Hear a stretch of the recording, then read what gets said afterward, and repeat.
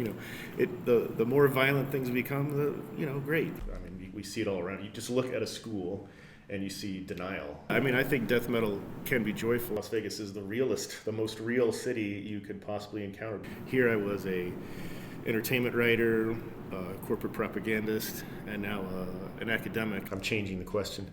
To control them, to exterminate them. We're going to upload our consciousness into this cloud. Everyone is a sadist as far as I can see, unless you're parachuting into the medium and then you think he's a fascist. Well, Sorry, that got heavy.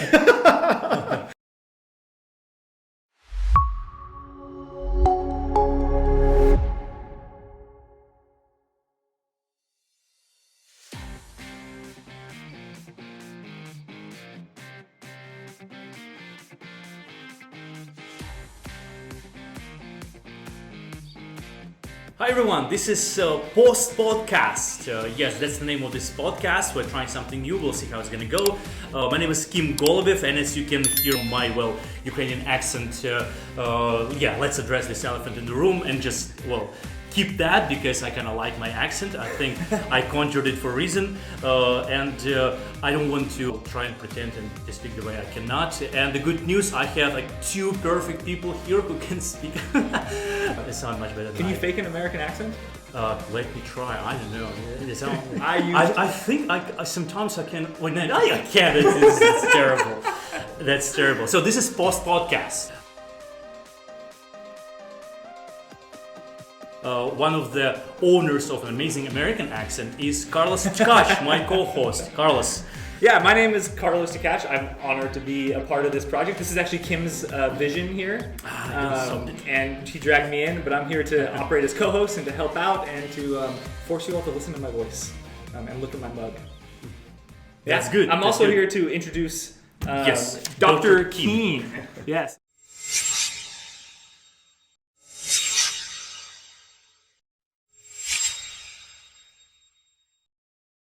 We're going to call Jarret. His name is Jarret Keene. He's Doctor of Philosophy in English literature. Is that right? Creative writing. Creative writing. That's right. I'm sorry. Creative writing. I knew that. Shame. I know. I'm a hack and a fraud. He's author, writer, editor, and cultural commentator known for his work in literature, music, and the arts. And I have a confession to make about this introduction here. Actually, it's Kim's fault. This was generated by ChatGPT because we were curious to see what ChatGPT would do with you. Awesome. And also, this whole AI thing has been in the news a lot lately. I actually played with it for the first time recently, so this is very fun. So let's see. So he doesn't know about this little guy here, but we'll talk about it. We'll get there in a minute. Kim is holding up the book. So let's see how well the internet knows you. All right, Jarret. Literary contributions. Jarret Keene has written and edited several books, often focusing on the intersection of literature and pop culture. His works often delve into subjects such as music, literature, and the cultural landscape of specific regions, particularly Las Vegas. What do you think? Yes, accurate. Pretty good for ChatGPT. Las Vegas Noir. One of Keene's notable projects is the book Las Vegas Noir, where he served as the editor. The anthology is part of the Akashic, is that how you say that? Mm-hmm, yes. The Akashic Books Noir series and features a collection of crime fiction stories set in Las Vegas. The stories explore the darker and grittier aspects of the city. Music writing. Keene has also contributed to music journalism and criticism. He has written about various music genres, artists, and cultural trends. His music writing often delves into the cultural and social context surrounding music scenes. Yeah, that's true. Still accurate? Mm-hmm. This amazes me. I was assuming that these would all just be hallucinations or whatever. Well, AI can Google stuff. Yeah. What? It's an amazing thing. Keene has collaborated with other writers and artists on various projects, including anthologies and cultural commentaries. His work often reflects an interest in exploring the cultural identity and diversity of different regions. Still accurate? Yes.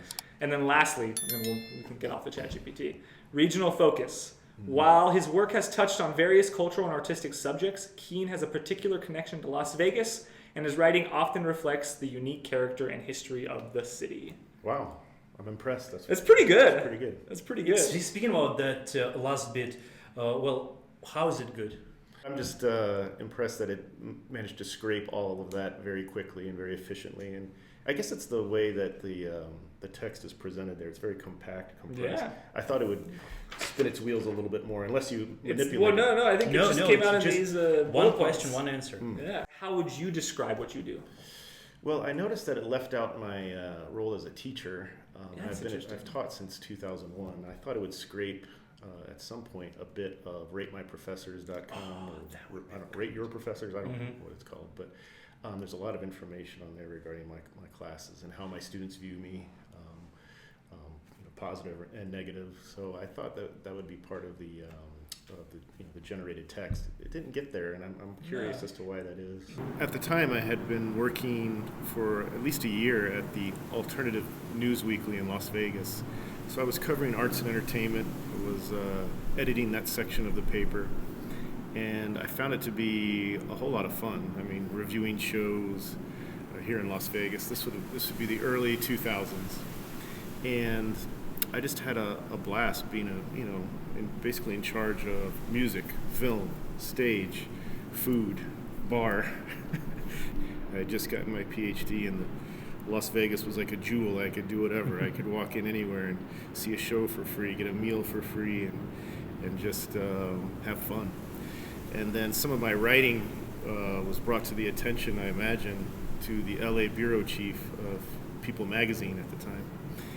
And they reached out to me. They called me on my office line and said, "How would you like to write for People magazine?" That's how they framed it. It'd be great for your career. It would really elevate your journalism credentials. And so I was like, "Yeah, this sounds like a great idea." And they did the full press. They took me out to dinner, fancy dinner on the Strip, and they flattered me and got me drunk and said, "We'd love for you to write for us, $50 an hour."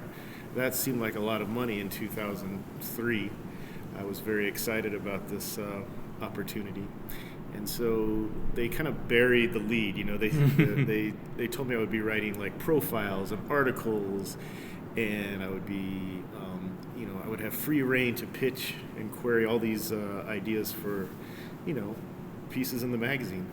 But what I quickly found was that they only wanted me to attend red carpet premieres and ask celebrities, starlets, what was in their purse.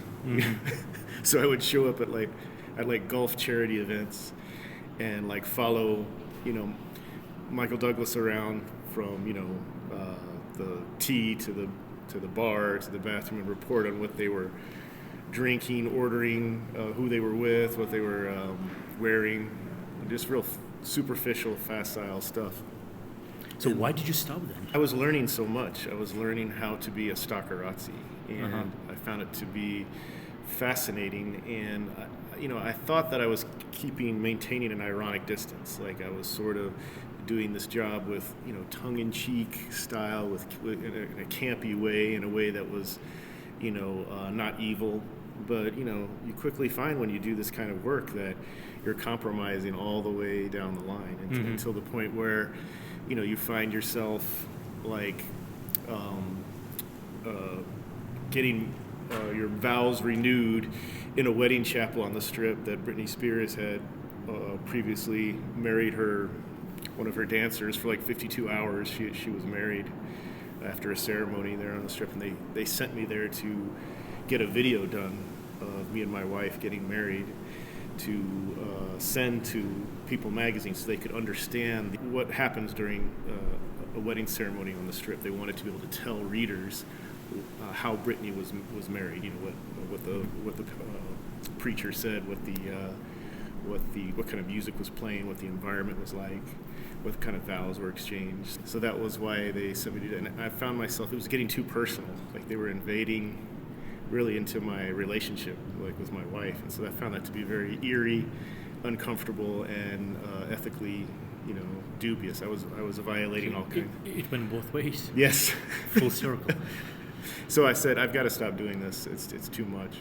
And luckily, as I was telling you, my friend got me a job on the Las Vegas Strip writing casino propaganda, which was another morally dubious enterprise that wasn't in alignment with my values.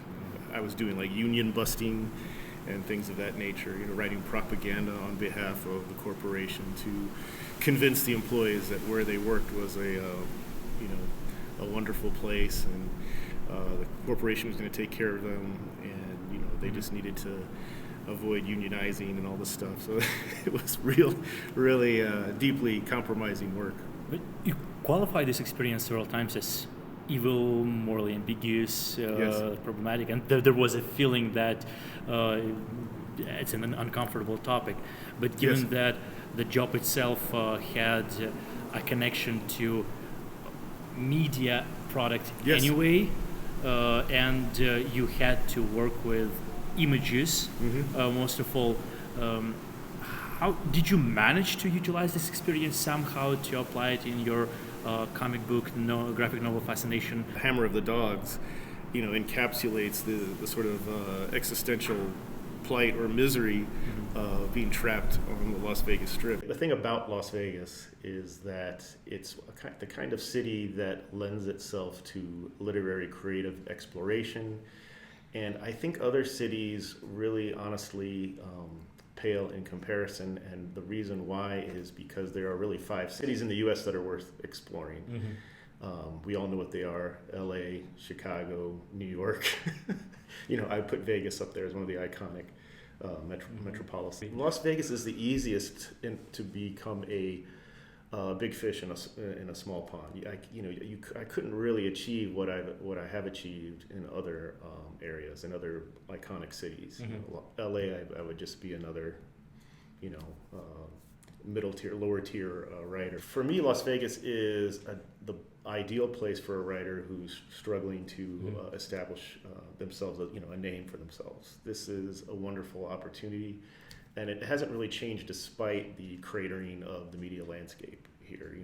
I find that writers who have found success in other markets, other regions, they come here and they're able to rebuild and get new momentum and find new roles and get paid. And I think that's a remarkable testament to to Las Vegas as an imaginative playground. Once I asked Dr. Keene what is the best thing in Las Vegas to visit, and he immediately started talking about nature. Yeah, well, because the core, the strip, downtown Las Vegas is so ersatz, so marzipans, so neon, diamond encrusted, people get the wrong idea about this place. They see it as a synthetic paradise, but it's really, once you get outside the valley, just to the edge of the valley, you find that it's the most organic, the most nature infused world that you could possibly enjoy and get lost in. It's only in and around Las Vegas that I've done things that I had never, that had never happened to me in Florida, for example. Encountering giant rattlesnakes, coyotes surrounding me. In Florida, where I lived previous to Las Vegas, manatees would come up to me, but they were, slow and clumsy. And here in Las Vegas, the natural world is so, I don't know, it comes at you. It's aggressive, and it's lovely, and it's terrifying. That speaks a lot to me because I'm from the Southwest, and I come from Bakersfield, and so we just come to Vegas to get drunk. Yeah. And then when I started coming here, when I was younger, mind you, and when I started coming here as a climber, and when I moved here, Red Rocks is the most amazing place on the planet, one of the most amazing places on the planet, hand down. Valley of Fire, Mount so Charleston, and I just even Blue Diamond. I mean, hell, it's just it's lovely everywhere, but the downtown. Well, I had a friend recently tell me that. Not that recently, a year ago, but it stuck with me, that Las Vegas isn't a real city. What would you say to that person? I disagree. Las Vegas is the most real city you could possibly encounter because it is got layers. It's got the front of house, it's got the back of house, it's got the like I said, that the natural environment that's encases this synthetic insanity. This is the most real city you'll ever inhabit, and I don't agree. There's so many good artists here. There's so many good writers. There's so many good, people. And it's just, we forget that because we're so used to the media constructed, picture of, the soulless, synthetic, land of enchantment. And that's not the case. These are journalists who live in New York. They parachute in for a couple days. They stay in a fancy hotel. Everything they see sickens them, and then they go back. It's not a fair way to capture or to communicate the intriguing beauty and complexities of the city. I only had to extrapolate a bit to reach the protagonist Lash's, despairing view of a valley devoid of resources, in which everyone is sort of destroying each other in an attempt to reach the top status. I learned a lot about how Las Vegas can change you and break you down, but also the freedom that Vegas offers, because as I said, I've jumped from career to career here in the city, and you can't do that in other places like New York, LA. Here I was a entertainment writer, corporate propagandist, and now an academic. Is that why you decided to do some boxing? Yes. To get punished? To a degree, I mean, yes. No, I found myself teaching the Iliad and the Odyssey, again, with renewed interest and enthusiasm, and too often I was just dismissing some of the choices that the characters made. For instance, in the Iliad, there's that moment where Hector is running away from Achilles. He runs around the perimeter of the walls of Troy 3 times. And I made like a flippant comment in class, like, okay, here's the mightiest of the Trojan warriors running for his life away from, Achilles. And I realized I was being too flippant, too snide, too ironic, and I needed to, in order to change my teaching and ground myself, I needed to get into the boxing ring and start getting punched in order to find... To reevaluate the pain Yes, and the suffering. Exactly. To reevaluate literature. I mean, so often we read and share these stories that contain scenes of violence, but because we're so removed, I think, in this moment, this contemporary moment of ours, this digitally centered realm, that we've forgotten what it's like to get punched or throw a punch. And so that's what I wanted to get back to. I wanted to get in contact with the visceral nature of literature, and the only way to do that was to get punched again, which hadn't happened to me since high school. So, the special agony and punishments that Vegas meets out to people who aren't prepared. Yeah. Let's face it, if you they make movies about it. Yeah, I mean, if you have a gambling problem, if you have an addiction of some sort, this place will grind you to dust. But you just have to be ready. You have to be prepared to confront your demons. I'm interested in this agony you described. Yes. How does it link to your book? Well, that's the technical... Black Sabbath has an album, right, called Technical Ecstasy.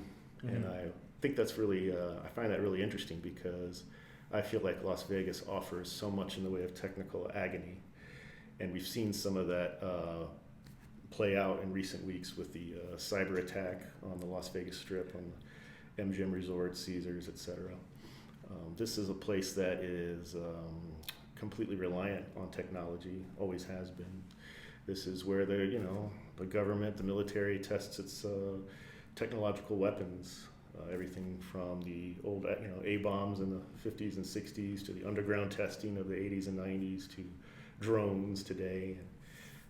This is a playground, a sandpit for monsters to frolic, and that is also evident in Hoover Dam and in the giant Bellagio fountains and everything else. The sphere. Look at that thing. I mean, if that's not a portal to hell, I don't know what it is. It's throbbing, pulsating there when you're on the edge of the valley, looking down, looking in. That's a nice description. Like, people have been asking me, what's there? It's the future of entertainment. It's always Las Vegas is the bleeding edge of technology. Gates to hell. Yeah. That's it's a nice it's the gateway to hell. But it's also very interesting to stand at the gates. I think it's like Odysseus at the. When he visits the underworld, and he's sitting there, he sees all those ghosts and those specters, Who would be Tiresias in this example? Yes, I don't. I think that would be.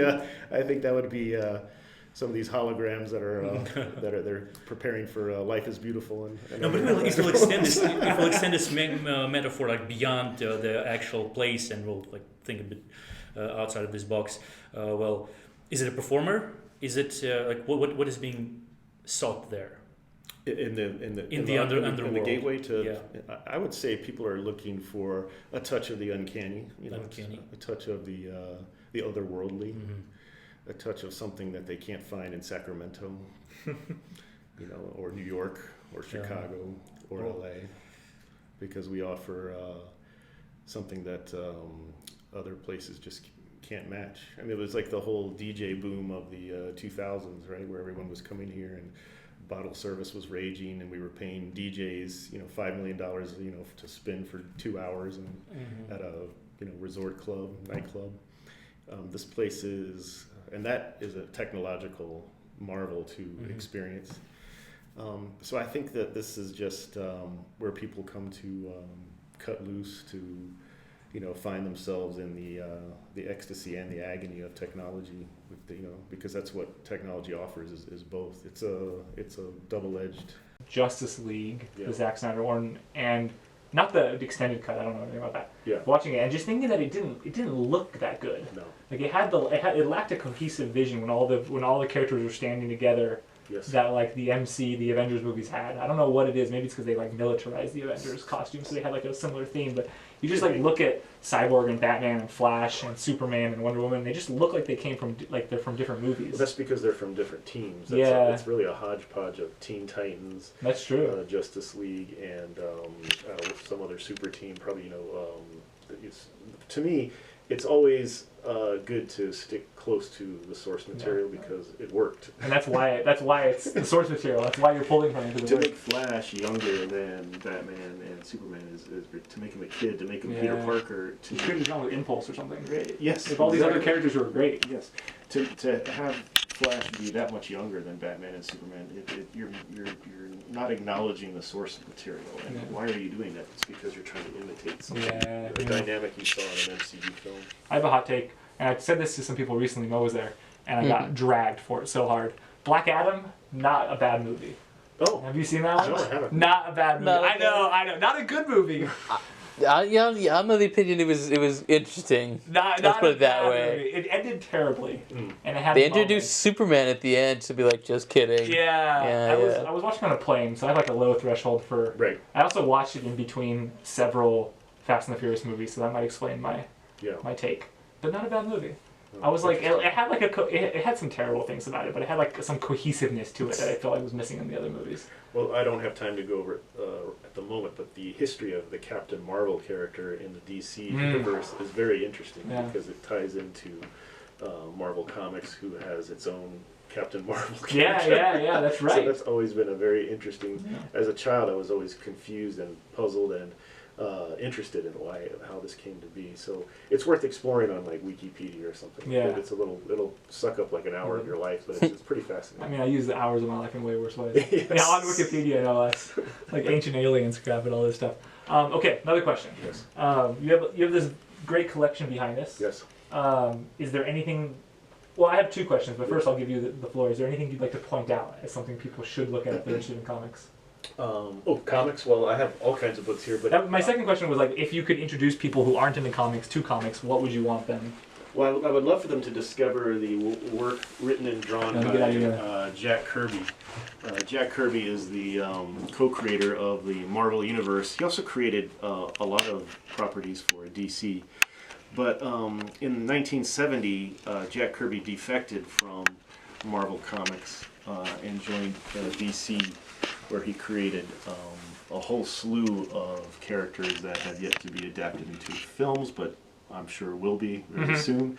One of them is OMAC, One Man Army Corps, and this is a beautiful dystopian. It's an acronym. Yes, it's a beautiful. Let me take it out of the. He's also stealing all the water in the world. Is that what it is? No, he's trying to prevent the water. No, but the bad guy is. Yes, that's Dr. Scuba. He drops these, what he calls them, I think, bars. Dr. Scuba? That compress molecules and allow the bars to like absorb all of the water in on the Earth, and or whatever planet he's trying to destroy. So for me, this was a landmark moment in dystopian adventure comics. It really, brought all these environmental problems to the fore of the comics industry in a way that had never been done before. And also, if you look at this character, he's got a very strange mohawk and some kind of like cybernetic gear. He's also got huge knees. Yes. Which I think is hilarious. It's always funny in comics. Kirby's art becomes more stylized the older he gets. In your book, Hammer the Dogs, we should say the name, right? Hammer the Dogs, show the cameras. We'll have it linked and things like that, I'm sure, right? Yeah, we'll do everything. Yeah. And by the way, subscribe, of course, like, share, because, well, I think it's awesome. Lash, your main character, is a drone pilot, drone assassin, which is pretty cool. Like the little kid in me is psyched on that type of thing, right? Yes. She's like in her 20s. Yeah, she's like in her 21. 20s. Yeah, but the kid who grew up on like action movies from the 80s for me, which is like what I remember from my childhood. Yes. It seems like technology is both the way that she makes her way in the world and at the same time is like the constant threat in the world the entire time. Yeah, there's a good place in the very beginning saying that she is not like seeing or hearing drones, but intuiting them. Yes. So what's up with that? She feels them, she senses them, she's got a special and eerie bond with the UAVs, the unmanned aerial vehicles. She's someone who has grown up in the shadow of these monsters, and so she understands them in a way that her classmates can't. She's the oldest student in the academy, which is the paramilitary drone school that's now housed in the basement of the Luxor, which is led by one warlord named Prof. And they're at war with a rival warlord named Richter, who is housed in City Center. And it's a beautiful place. Yes. I bet in the dystopian Las Vegas, it should be even more beautiful.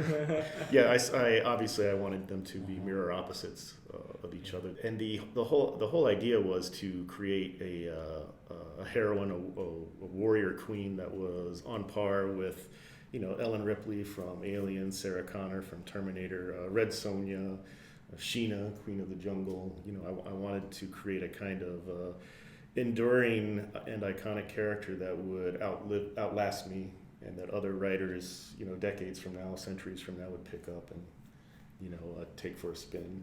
That was my idea. I wanted to create the next, Doc Savage or Conan the Barbarian or whatever. And but the way to do that, of course, is through fascinating background environment, cool weapons. I mean, all you have to do is think of King Arthur and Excalibur. Yeah. And so I gave Lash the bride, the drone that her father prepared for her when she was just a child, and that she has now updated to include all these cool weapons. Which becomes like an extension of her everything. Body, mind. Yes. Well, let's call it the weird, really small but collective unconscious. Oh yeah. There's a lot of that. How's Jung finding his way into dystopian Las Vegas? Well, I wanted it to be less Joseph Campbell and more Jung. I wanted it to be. There's a lot of subtle Freudian psychoanalysis. Exactly. So it doesn't feel like just the circle about the hero's experience. No. It does feel different. Yes. I wanted to encapsulate that specific scene in Empire Strikes Back where, Luke goes into the forest there. Yoda has chastised him, sent him into the moor there, and so he has a quick battle with he has a quick battle with Darth Vader, and then finds out that he's vanquished himself there. And I wanted that to be sort of the conflict there. Is Lash not so much at war with the world and with the various antagonists, but at war with herself and her wounds and the pain that she suffered there from having been nearly killed in a refugee camp in Boulder City, which I took some pleasure in. Boulder City is usually represented as this, calm, peaceful, Pleasant Valley Sunday kind of realm, but in my book, it's turned into a really dire place where the government is rounding people up and exterminating them. But to those who are not familiar with Las Vegas geography, it's pretty close. It's like, yes, it's not, like 15, 20 minutes drive? 30, 35. 30, 35, depending from where you are. Yeah. I'm on the east side. It's pretty quick. But that kind of brings me to another interesting question. There is a map. Yes. of that world. So it doesn't just like feel you're creating like Las Vegas that is an actual Las Vegas. Yes. It feels that you're creating a mythological Las Vegas, Yes. almost following like Tolkien's footsteps, Bear Grylls' footsteps. Yeah. Tell us more about this map. Who designed it? Why? How? And why it is important? My friend Tiffany, who works for DRI, the Desert Research Institute, she's a scientific illustrator. It's her job to draw the flora and fauna of You brought her into Las class one Vegas. time. Yes, Yeah. yes. And Tiffany is a wonderful illustrator, and I wanted to challenge her into drawing what I call de rigueur fantasy map, which all sci-fi fantasy novels should present to the reader at the start of, and I get this from reading Tolkien as a kid and Right. Dune and everything else. All these Even like Fire Upon the Deep has. I mean, that you about have a the feeling deeps. that this lonely mountain is somewhere here, but I cannot find it. Maybe I need to read about it. But it still has like a heavy comic book feel to it. Too. Yes. It's like Yes, she had fun with it. She Yeah. wasn't super serious. She cut loose a little bit, which I was encouraging Tiffany to do. But yeah, the map was created obviously after the book was done. But I found that once we placed it in the book, it somehow changed the overall tone. I don't know how. By putting that fantasy map there, it's really like it's like a rock song where the drums kick in first before anything else. It's just it had a distinct signal to the reader that this is you're about to have some fun. yeah, that's what I was saying. It starts with the fun. Rather Rather than this is a heavy novel about the evils of drone technology. No. It's more than that. Here's a map and follow your way through this gauntlet of wild techno future combat. Helen Sissou once said that every book starts with the first sentence. In the first sentence, you are there, you're in the story. Yes. And I have a question about your first sentence. Yes. So if you read it, it reads, Lash used the rock to smash the window of a vacant track home. Yeah. And that's where we are. So tell us about this first sentence. Well, first of all, the very first film I ever saw in a movie theater was Star Wars, and if you remember Star Wars: A New Hope, whatever it's called now, it's the rebel ship being chased by the Empire, and the laser cannons are blasting. The rebel ship is boarded by Darth Vader and the stormtroopers, and this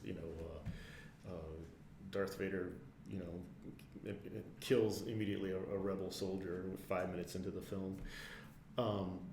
That to me set the standard for what storytelling should be about. It should always start in the middle of the action. I didn't want this to be a novel where the protagonist wakes up in the morning and studies the cat and the sun is streaming through all that nonsense, and she prepared for the morning's announcements. I wanted this book to be the opposite of all that.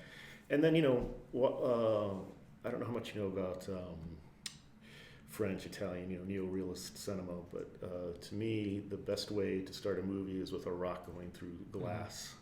That was very important for me. It's very visceral.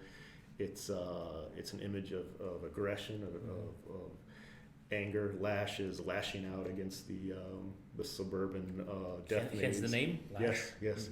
The suburban death maze that she's found herself trapped in, all because she was trying to, find some kind of gas, petrol to use to create a flamethrower. And so I just paint thinner, I think is what she's trying to use, but she's trying to find a weapon, and she finds herself surrounded, or I guess pursued by a stalker, like a slasher, if you will, and that is the quadcopter drone that has the tiny machine gun on it, or sniper rifle. So in a multiverse, if there would be a possibility to pick any director, would it be Coppola or Fellini? I don't think either. I think it would have to be somebody who has a impish sense of humor. So I thought a lot about Gummo when I was writing this book. Harmony Korine.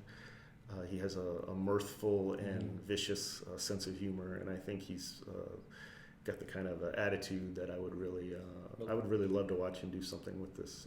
I wouldn't let him write the script, but I would love for him to take a polished script and then mess around with it. Maybe we can give it like to Tom Stoppard. Tom Stoppard script, harmony korine direction, that sounds like a match made in heaven. Absolutely. During the latest Grammys award, in Zelensky's address to participants and the guests of the Grammys, he said that music is the most opposite thing to war. How would you qualify this sentence, this sentiment? Well, it's sentimentality. Given your experience and background in music.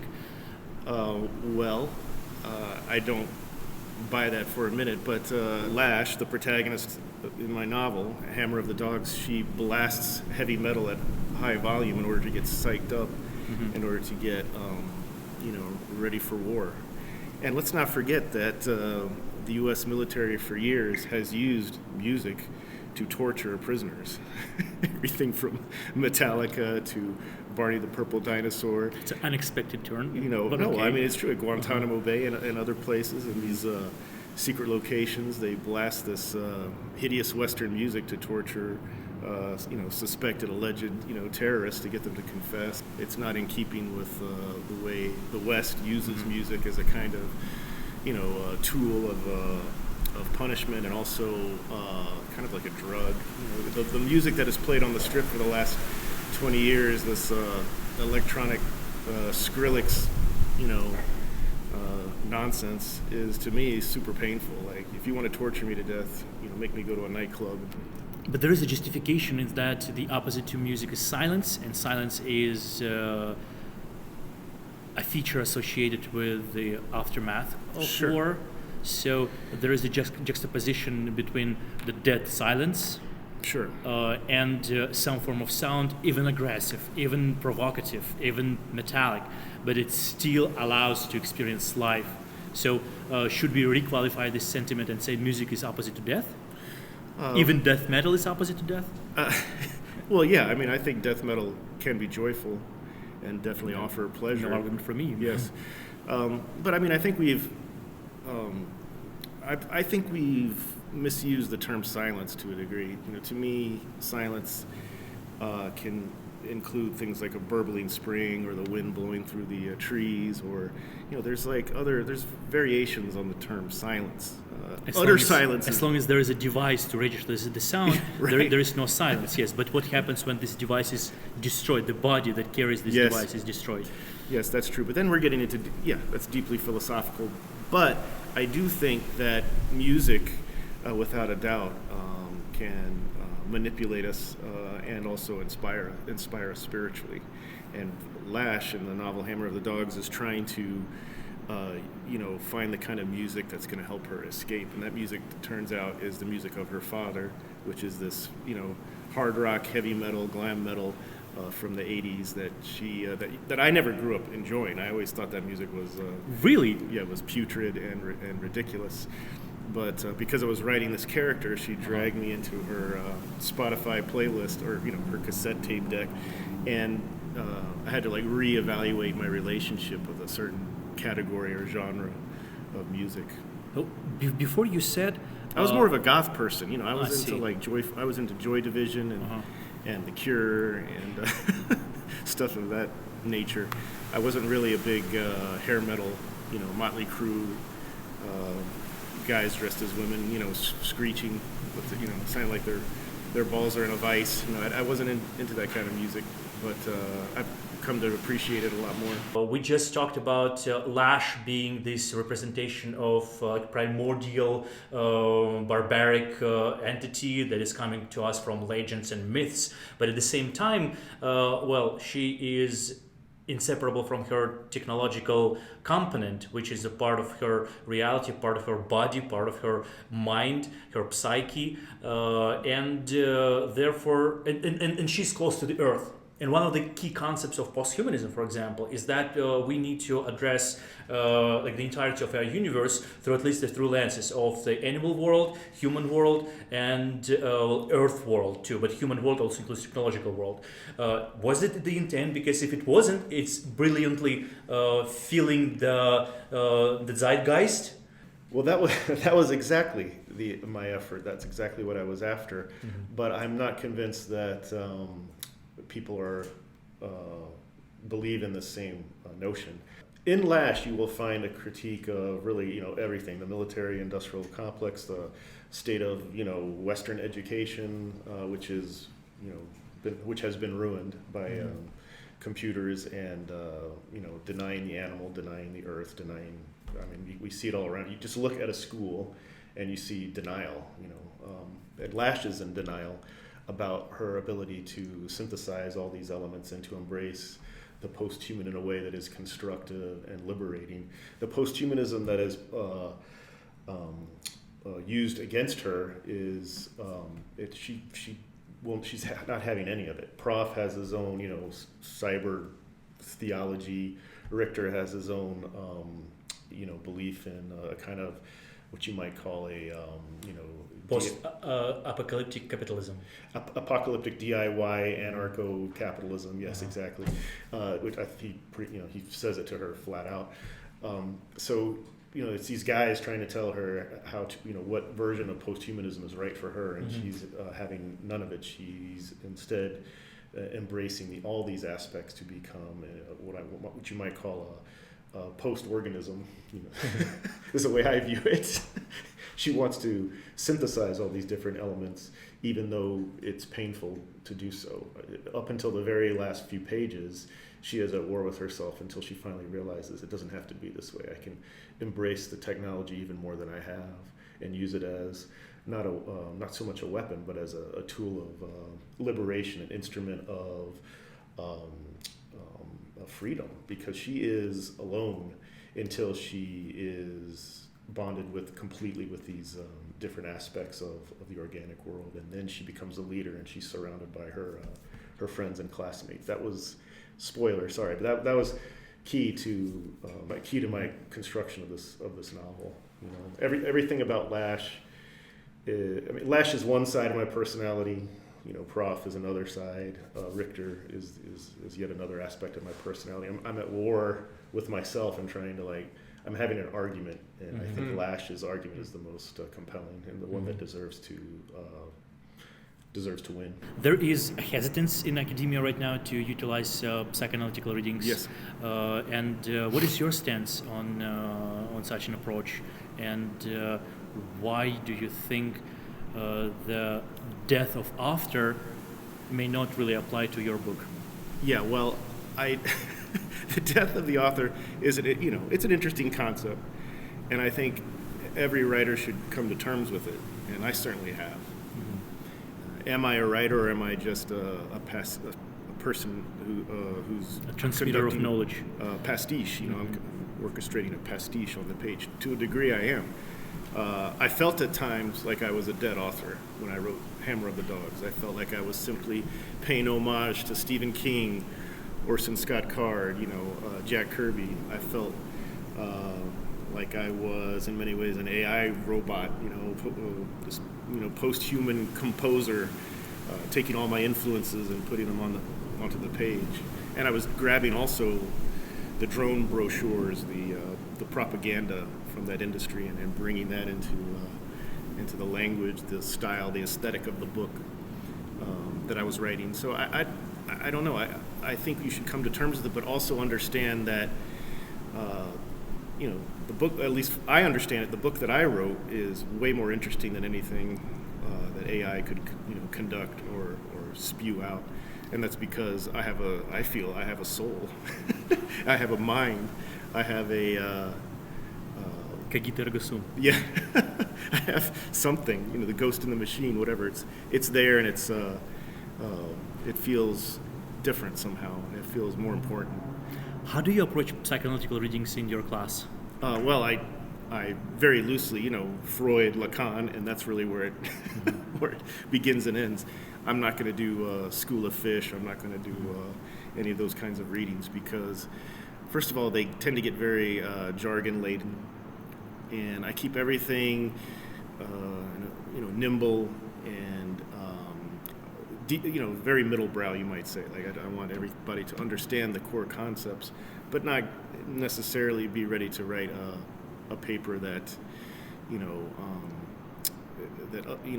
you have to have a specialized degree in order to understand. I want them to write within an accessible style, and not be afraid of embracing genre, analyzing genre writing, commercial writing, and more importantly, I want them to learn that you don't have to sound smart in order to be smart. You can, write compelling stories, poems, creative nonfiction that does the same work that all these scholarly papers presume to do.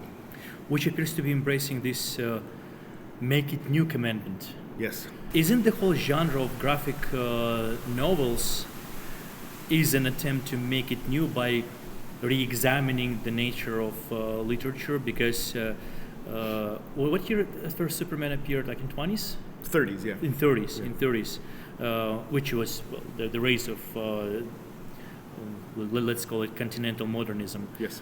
The classics were still prominently important and reviewed, but the Industrial Revolution, that sense of the lostness of the generation, spoke to the need to change something, to adapt. Is this what graphic novel is? The adaptation of literature to a new age, to make it new? Well, you also have to remember that the Superman comic book was initially a comic strip. Like, the creators of Superman wrote and drew and pitched the Superman story as a strip to appear in daily newspapers. It didn't work out, but they did manage to convince a comics publisher that it should be published in comics format. Mm-hmm. So they went back and retooled the strip and presented it as a comic book. So it reads, if you go back and study the first issue of Superman in Action Comics, you'll see that it just seems a little weird, a little off, and the reason why is because it's been reformatted, the comic strip, to join this then new medium, which was the comic book. So I've always found that to be very interesting, because it shows that the comic book is really a lot more flexible, adaptable, and freewheeling than many people are willing to acknowledge. So I think that I see the comic book as deeply, deeply commercial, lowbrow, visceral, fun, and that I think we're losing some of that in our effort to turn Marvel Comics into the classics, like those Penguin Classics edition reprints, which it's being written about now, trying to elevate comics into a higher cultural bracket. And I think that's great in terms of ensuring that comics will endure and be studied and be institutionalized and be admired by critics and scholars in the university.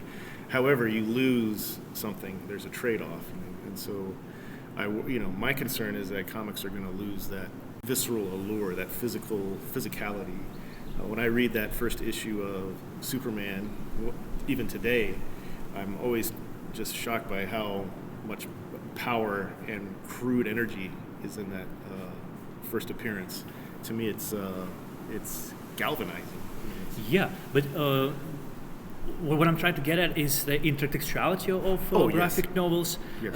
And at least like my initial superficial familiarity with the genre it suggested that the authors of graphic novels are well read.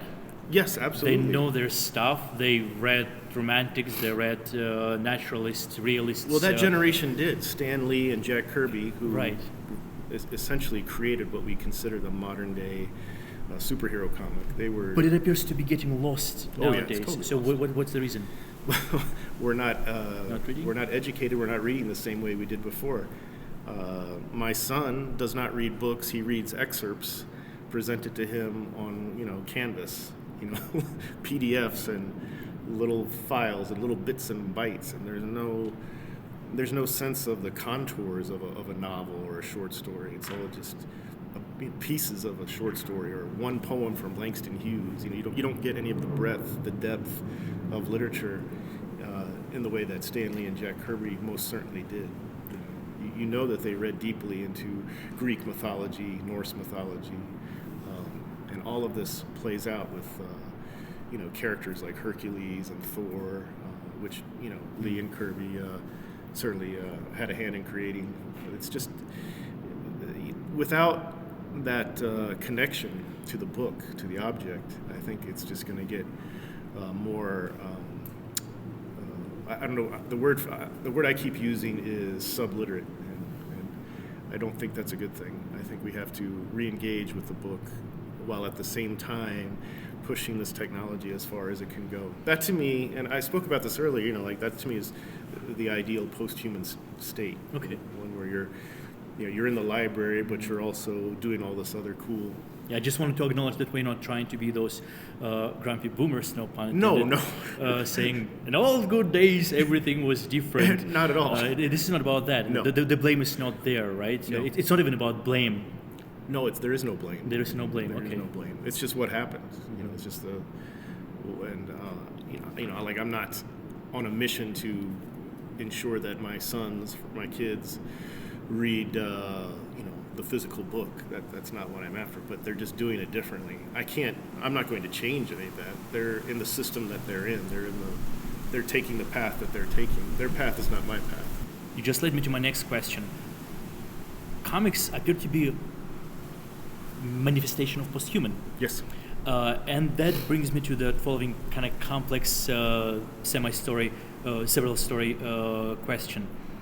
So, posthuman postulates several important elements, that informational patterns are more favorable than material installations, that Cartesian idea of consciousness holding controlling power over human body by occupying the captain's seat in human brain is not the major element of human existence, but a minor factor, and that human body is a prosthesis. I already said that before, that we learn how to manipulate, and the most important bit, I think, that human consciousness is redefined in articulation with other components, including technology, land, animals, and other entities of Anthropocene.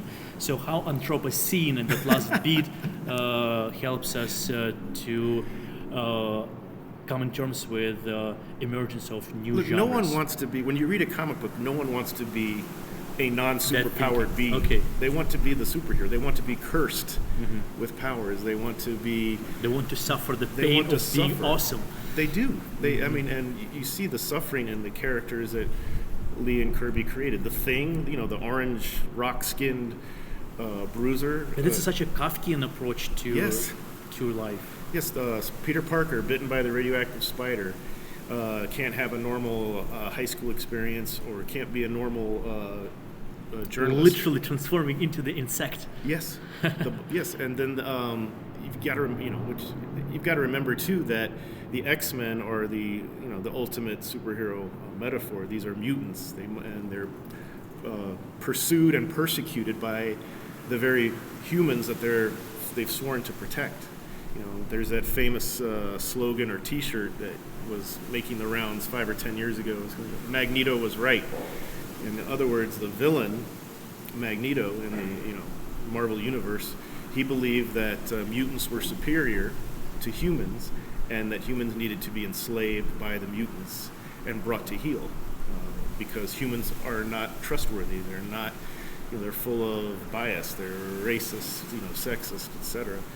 And so it's the ultimate irony in that comic book that these young heroes have to be put up and be, hunted by humanity, even as they're trying to protect humanity. I mean, what kind of wild situation is that? It's incredible, and it's beautiful, and it's cursed, and yet we all want to be the X-Men. We don't want to be the humans. We don't want to be Magneto. But one of the possible outcomes that there is a good form of a totalitarian regime. Yes. How does it work? What do you mean by Magneto being right? Yes, Magneto is right. Being right. He's right on a intellectual level, but in the way that we all want to exist, we know that Cyclops, Phoenix, Iceman, Beast, Angel must win, and we know they must win. But Magneto makes the bad guy always has the best lines. The bad guy always makes the best points. It's like when you listen to Joker or Bane and the Batman, you start to think, oh damn, they have some interesting, compelling ideas that sort of make a bit of sense, even though you realize they're psychos, they're evil, if we follow them, the world is screwed. Armageddon arrives. It's very interesting. It's sort of like the Trump syndrome. Like Donald Trump says some things. Oh well, I guess that makes. But if you follow that path, it leads to madness. I see. Does that make sense? Yeah, it does make sense. It's almost like there should be an anti-hero with 1,000 faces. That's what Marvel Comics offer. What would this path would be like? The anti-hero with 1,000 faces. Well, I would imagine it'd be the path of that movie Logan. That to me is the anti-hero's journey. Which is annihilation at the end. But he saves the kids. He saves the mutants. He saves the young ones from, the marauder that's government spawned. And technically, metaphorically, he doesn't die, but he continues living on. Therefore, he recreates a generation of new anti-heroes. He's the Messiah. I mean, there's that beautiful moment where the cross that marks his resting place falls to the side and becomes an X. The X, therefore, is the mark of the Messiah. The X marks the spot. Yes. Thank you.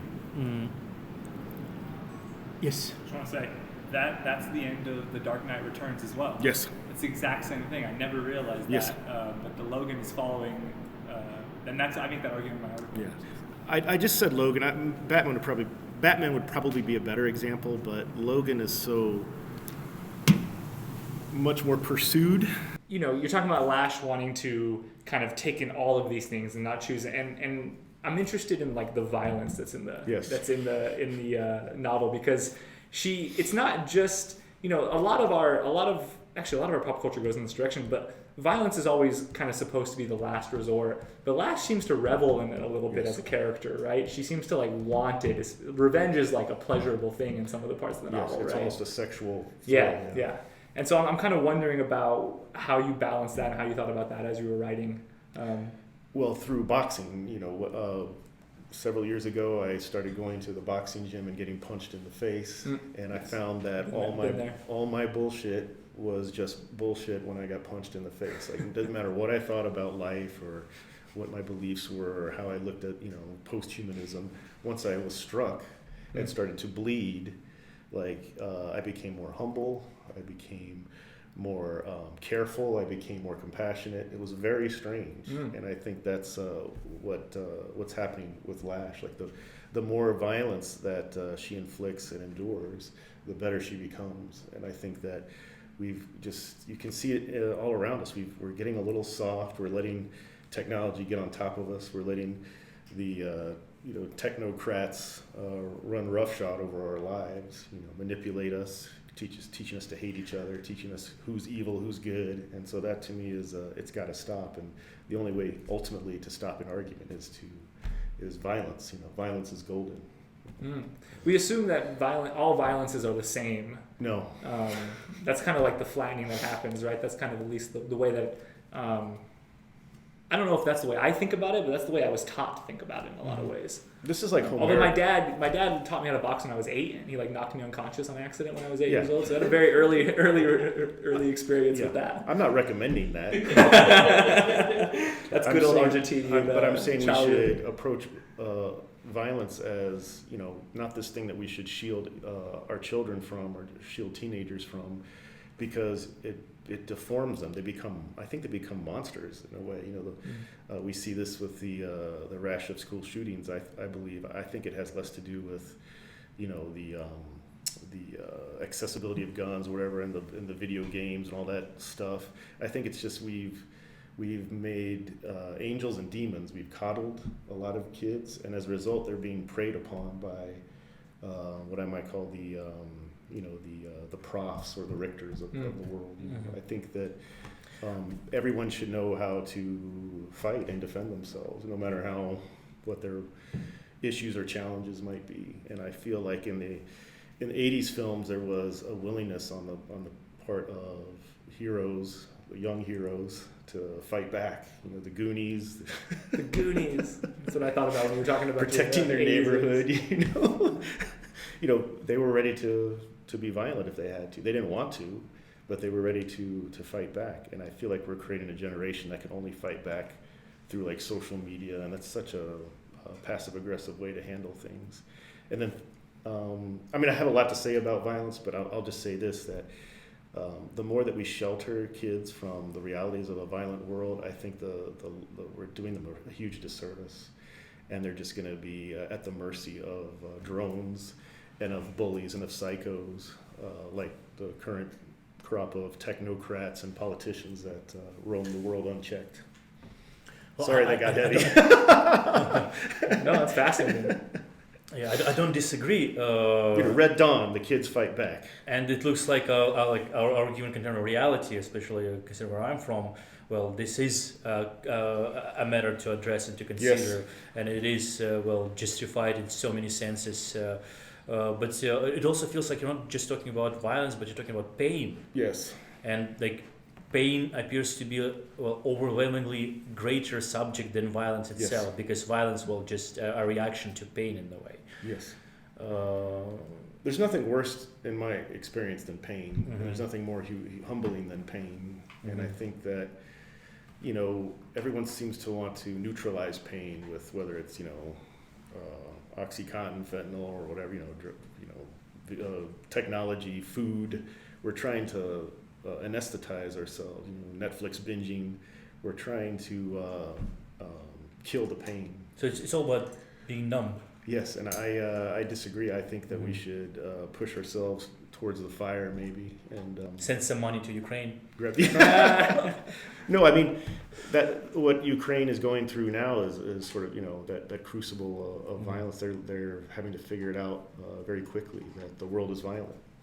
I mean, I read a story today from a soldier's wife, and I don't think I ever read a story that would be so real and unreal at the same time. Experiences about essentially going into the madness by not being able to understand all of the levels of the pain and fear that you're lost or you're alone. But I mean, pain is for me like the worst thing ever. Like I do not like it, but I find that if I don't come into contact with it routinely, regularly, I become softer, weaker, and I become inhuman. Yeah, I'm so happy you're actually talking about that, because there is one philosopher I'm trying to popularize in my work. Her name is Conway, and this is exactly how Conway, back in freaking 17th century, tried to object Cartesian philosophy, object Spinoza and other important philosophers, and her proof of the connection between mind and body was pain. Yes. She wrote several chapters on how we only understand the world through pain. Yes. And there are different kinds of pain, obviously. Like of course. migraines. There's diversity within. Yes, that's the thing about like posthumanism and this post-humanistic humanism, that it unifies the entire spectrum of humanity through nature and animal world and the earth and everything else. But there are gradual development of diversities within that is a multitude magnitude. Well, this is affect theory, this is your contemporary psychology, this is your theory today. This is why whenever people saying AI is taking jobs from us, like, nah, we'll be definitely good. Sure, but here's the thing too. Within that discussion, pain is like the equalizer and the nullifier. Like if your entire life is dictated by pain, then you're lost, right? I mean, we know that. We can. You can't live that way. We can't live that way. Well, yeah, but that's not what you're talking There's about. a difference between like suffering that's forced upon you and suffering that you get to choose, right? A lot of us, like, we were talking about going to the gym and things like that during the break. For a lot of people, that's suffering. Yes. And when we talk about suffering being character building, it's the kind that we choose, right? Which is a little bit different than violence and what Ukraine is going through, because that's something that's forced upon them, right? And like having to react. Those are very different things. Yes. And that's what you were talking about a minute ago, is like the ability to react or not. Yes, again. but Ukraine is reacting. And is taking control in their own way, to their own degree possible. But I do think that this idea that we have to shelter kids, and then I think we're seeing the results of that with social media. Everyone is a sadist, as far as I can see, on social media, torturing each other, canceling each other, calling out each other. And it's repulsive to me, and it's repulsive to Lash, and she represents that aspect of myself that wants to eradicate the passive aggressive worms. She calls them passive aggressive worms. At some point, her fellow classmates who are over reliant on technology to get their message and ideas across. But there are flesh-eating flamingos in the book. So. Yes, yes. Well, that is it coincided with the release of the Barbie memes perfectly. You see all these Barbie memes where Venom is in all pink, and he's got that teeth and the tongue hanging out, and I love this idea of a pink swarm of knives, just a pink cloud of death. That to me was an image that I had to get into the book somehow.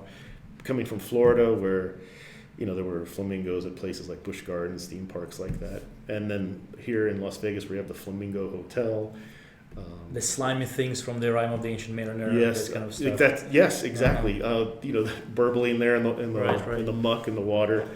That to me was the major set piece. So I had to save that for the end, the big finale when they swarm down upon the Luxor, which is also getting hammered by the giant mega-bladed earth-moving equipment, mine cratering machine.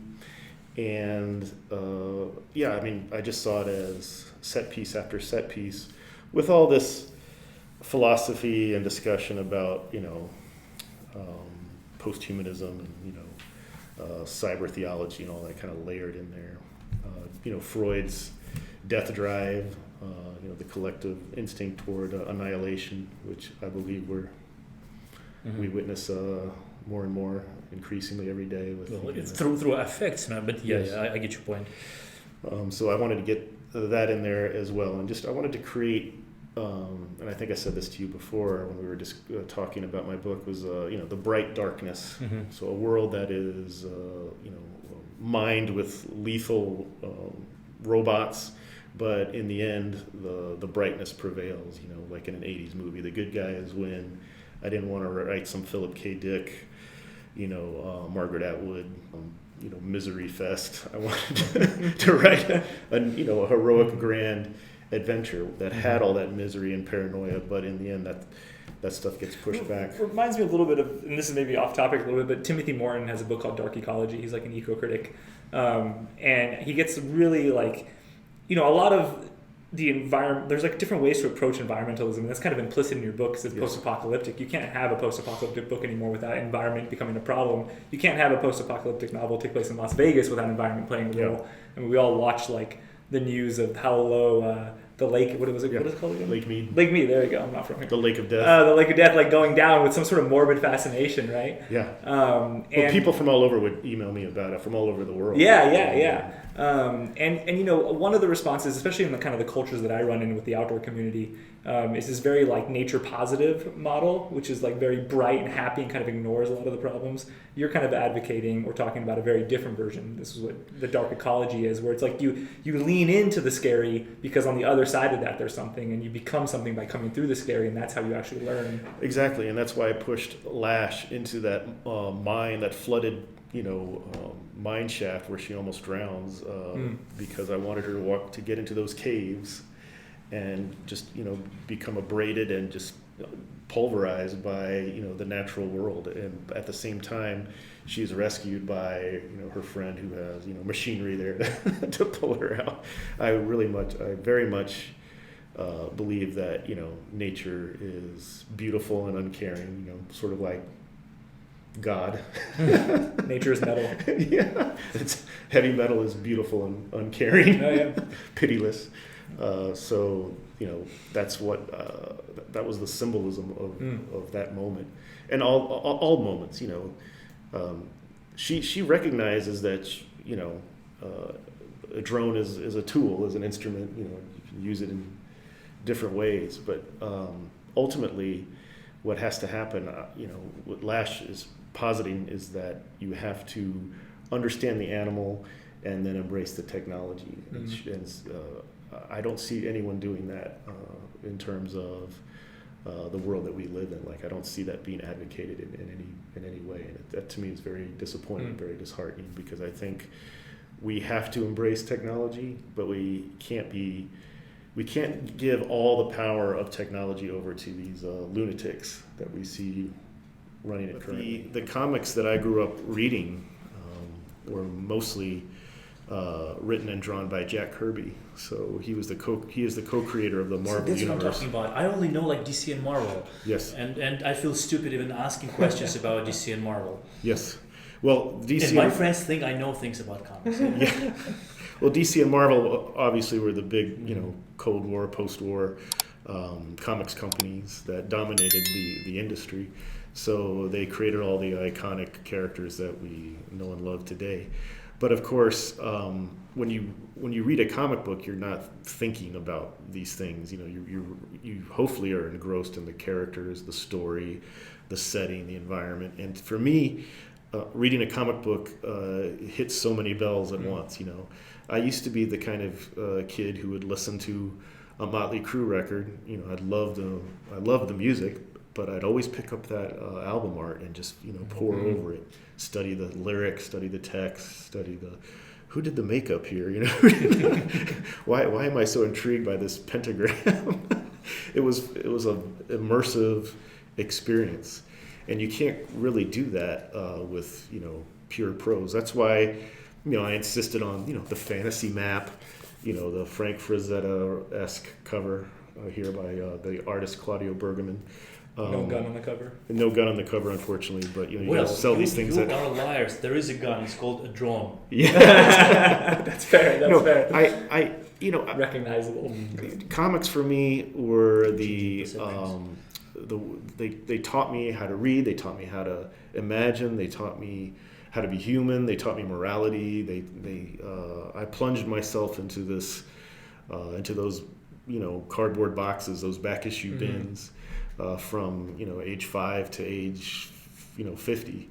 So this is why I love the medium, because it's so rife with possibility, and to watch it unfold over the last half century. Teenage Mutant Ninja Turtles, for example, Spawn, The Crow, Mouse, Fun Home, Persepolis, to see all these visual verbal phenomena erupt into the media landscape has been nothing short of just thrilling, and I can't say that about any other medium, especially now. Who can possibly be excited about contemporary commercial cinema? It's outlandish. Who can be excited about streaming another Lord of the Rings fiasco? Or it's all just disposable. These comics still endure because they're physical objects. You can go back and indulge yourself. They're like fetish objects. You can touch them, you can smell them, you can taste them if you want. They're these things that endure, and everything else is just like a digital fart. That's kind of like a Luddite-ish approach in a way. I mean, of course, if you like Tolkien was a known Luddite, but that was, his drive in a way. Yeah. For a person who is advancing technology and posthumanism, being like a semi-Luddite is kind of weird. But I don't think that's so. I think the process involved in making, real films with. Celluloid. What we are doing here. Making real comics, making real books. There's a production process. There's technology galore in every aspect of creating these things. I think that matches what you were saying earlier, because there is a version of posthuman that kind of leans all the way out of the body and into the posthuman. This reminds me a little bit of like Rosie Berdotti's like final chapter. And the body being the prosthesis we learn to manipulate. Yes, and I read that and I was like, whoa. And then you have like Catherine Hales, I think, where it's more about like distributed intelligences, and the body's a very important part, but you can't really get rid of it because then you're losing something fundamental. It seems a little bit more where you're landing. That's exactly where I'm landing. Part of me wants cognition. Not intelligences. Like one goal I have is to rewrite J.G. Ballard's Crash and to make it a true piece of erotic adventure rather than what it is, which is some kind of weird, miserable snuff film. It's like Ballard's idea of the cyborg is very disturbing. His future shock is just that. It's meant to be shocking, and I want to be more I don't know, adventurous and to take the characters on a thrill ride that the reader can't help but get emotionally involved in. I've always took this to heart. I had a creative writing professor when I was at Florida State who said, a story should do one of two things. It should either break your heart or steal your breath, take your breath away. So if it's not doing one of those two things, I think we should just get rid of it. It's not real. It's not real art. What about telling truth in the story? Truth, I think, is important, but truth is also. But there are different kinds of truth. Yes, there's truth and there's truthiness. There's truth like a factual truth, right? Just what is true. Sure. The trivial thing, right? There's truth that tells you something about the world, but there is then the truth that tells you something about the world and allows you to understand something about yourself. So probably that the revelation element, the broken heart element, and the specific affect. Well, this is what it's becoming. It's becoming an affect. Yes, and then there's works in comics form that do both of those things. I don't think you can read Art Spiegelman's Mouse and not have your heart broken and not have your breath stolen, because it's that kind of powerful work. And but I also think the same thing of a superhero comic like Watchmen or anything else. So I think comics are the only true artistic expression that can hit you from multiple angles and achieve this. I haven't gotten the same high off of James Joyce's Ulysses or You ever read Finnegans Wake? You don't read Finnegans Wake. Finnegans Wake reads you. Exactly. I'm not going to say it's terrible. When I say it's terrible, what I mean is... What's that Blade Runner It's test? not terrible, it's brilliant. I'm not brilliant enough for it, is what I learned when I tried to read it. It is brilliant, but it is it's beyond me. It's 100% beyond. If you like it, beyond everybody. If you enjoy it, you're a replicant. But And I think and your Turing's test, yeah. That's what it's called. That's what it's called. You're kind of like circling around this comics being special, right? Yes. Like that's what it is. And I get a similar feeling. Comics. Fun fact: the first thing I ever wanted to be was a comic book artist. Yeah. That was like my earliest thing I ever wanted to be. When I was in high school and we had to look up our career, that's what I looked up, and my teachers thought I was absurd. And so I've always loved comics. They were like a window to. But you said earlier about going to the boxes in the back of the store or whatever. We had a bookstore called Russo's in Bakersfield where the biology teacher from high school sold all his old comics. It's hard to separate the experience. And you were talking about the experience of comics from the comic book shop and from all the other kind of old weird guys that I met there who are looking at comics and things like that. Right? It's more than just me by myself in my room reading comics. Yes. And even for me, when I think about those comics, I think about the advertisements for X-ray glasses, which were super pervy and weird. The world was rife with possibility, with liberation, with toys, and yes, they were commercial products, sure, but they were janky, they were weird, they made no sense, and that was thrilling to me. X-ray specs. You knew they weren't going to work, but you ordered them anyway because they were so strange. My mom didn't let me. How bad can these be? Yeah. You know what I mean? So that's why. I remember Sea Monkeys. Yes, and you can't pick up Finnegans Wake and enjoy all of that, metatextual, all those metatextual thrills. But then there's a problem. You think you can sit down and write Finnegans Wake, but no one else would think it's Finnegans Wake. See what I mean? Well, and it's interesting because when I think Finnegans Wake is such a good example because when I think of literature like that, I think of something. It's almost like it's separate from the world, whereas comic book, and that's almost it's about time, the present, the past, and the future. Everything's happening all the things together. all at once, right? But when you think about comics, they're so situated in their time and their place. Those advertisements are a part of that, right? You can even see different artists' hands get shaky as they get older and things like that, which is really fascinating. There's you were talking about materiality. I've had this conversation with you before, buying DVDs again and things like that, right? There's a materiality to comic books that you can't replicate on a Kindle or something. No. That loses part of the point. Although I've read comics like that, and it is perfectly enjoyable in a lot of ways. But I guess I have a. For me growing up, materiality is what Lash is clinging to. Maybe with poor results. It doesn't serve her well, but she can't help but cherish her dead father's Walkman, his cassette tape of Alice Cooper's Constrictor. These are totems. These are fetish objects. These are. This is the materiality that is still worth exploring. These are the cross of the medieval monk who was walking the... You said it best, yeah. So how do you, comics have even. I think it's changing now. When I was younger, I was a nerd because of comics, and now they're everywhere and everybody loves them, right? Because of the Marvel. And I have a question. Well, they claim to love them, but that's true. There's something different, right? But how do you get from comics? When I was growing up, I read comics. My mom let me read comics as long as I read Hemingway afterwards or something, right? She didn't read Hemingway, but she just knew I should read it because I like to read. So how do you get from that conception of comics to like an academic career based in comics? Well, I mean, comics, because they are products of capitalism, because they are offer representations of whatever race, class, gender. You can always bring a sociological bent to them. You can always analyze them from a sociological standpoint. That's some of the earliest comics criticism that you'll find in journals like Journals of Pop Culture, or even Popular Culture Review, which is still published here at UNLV. So these were some of the earliest. Yes, that whole Frankfurt School. What are these things doing? What are these objects? Are they undermining capitalism, or are they reifying capitalism? So that was some of the earliest stuff. And let's not forget Frederick Wertham's Seduction of the Innocent, which really was the very first piece of sustained comics criticism, which argued that these objects, there was a direct correlation between Batman and Robin comic book stuffed in a kid's back pocket and juvenile delinquency. So like if you had a comic book like Tales of Horror on your person, there was a causal relation to how many criminal offenses you committed. So this to me was very fascinating.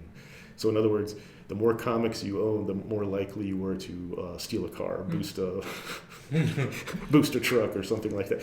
That to me is really interesting, and I think that we need to get back to we need to embrace a little bit about that. We need to embrace the danger that comics once presented and maybe still present, and we see that playing out in. Do you think they still present a danger? Oh, very much so. Yeah, books like Genderqueer. I think I know where this danger is coming from. Where's that? Romanticism. Oh yes, yeah, I agree. Well, it is true, I think, but I also think it's funny. It is funny, yeah.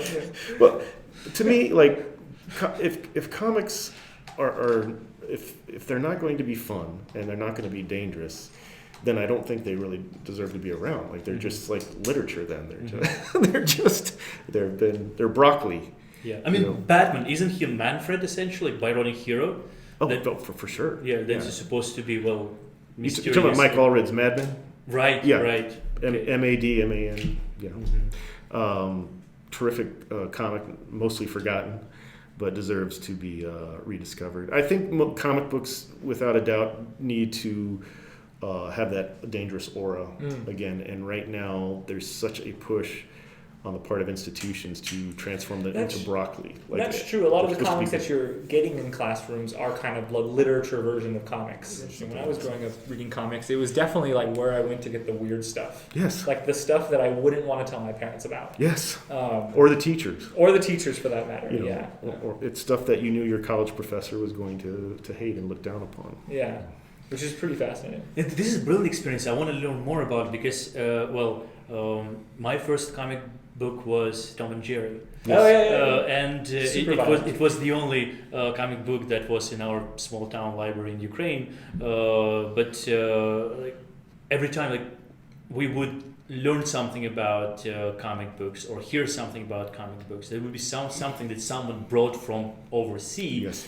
And that would be an artifact that we would never have access otherwise. Yes. And it was treasure, and different experience. Yeah. I love your experience, but and in the same time, what I want to underline, it feels like it's the same experience. Yeah, it is. Yeah, that is really universal. Yeah, and it's just it's hard. Like, I don't remember what my first comic was. I remember loving Spider-Man. That was like my first comic book love, which then the climbing all makes a lot of sense. Yes. And all that type of stuff. But I'm still interested in like this kind of like. You gave us a little bit of an answer about how we started getting into like the academic world with comics. It does seem like the academic world is opening more to comics Is that true? Do you still get pushback? To certain comics, Okay. Well, that's what you were to saying a second ago. things that are awesome, like identity memoirs and all of that. But the superhero comic is still It's fascist. It's still it's still a fascist. problem. I did a lot of research on that. A lot of people think it's fascist And or something. I don't know why that is. I don't see superhero comics as fascist, but Alan Moore certainly has some strong opinions about why they're fascist. He sees a direct correlation between a superhero comic and Birth of a Nation.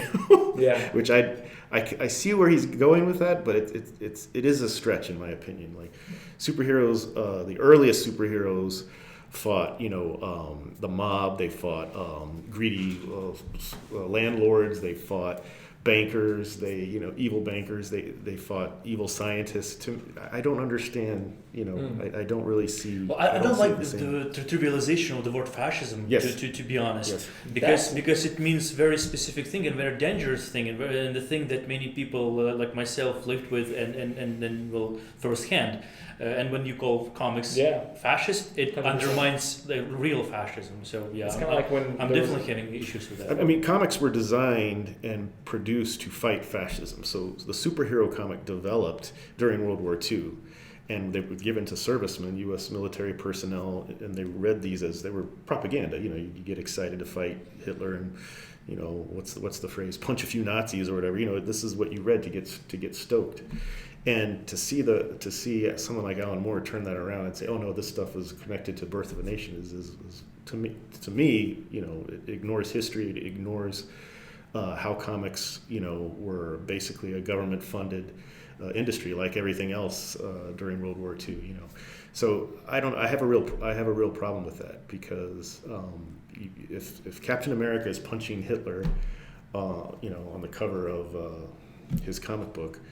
The Captain America comic book. Great cover. You know the image I'm talking about. Yeah. With his not the circle shield. Yes, to dismiss Captain America, therefore, as being part of this fascist tradition of the comic book is absurd. To me, that's absurd. But I don't know. It does feel a bit oxymoronic. Yeah.